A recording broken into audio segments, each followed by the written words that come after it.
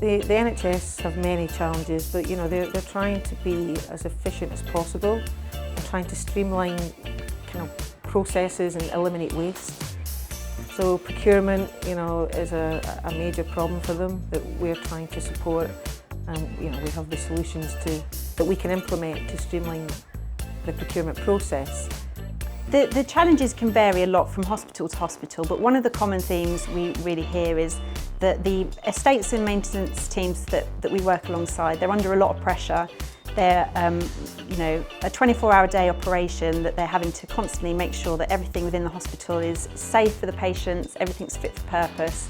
Our vision is to work with the customer, support them, be a partner, not sell a product. It's about being with them on their journey, understanding exactly where they're at, where they need to be, and how we can support them to get there. I think a lot of people know RS for our electrical supplies and being a kind of next day delivery service, but obviously we offer a lot more than just that. We have a lot of value-added solutions that we can offer to our customers. We have a dedicated NHS landing site on our website. Please reach out to us. We're here to help you. We're here to listen to you and look after you.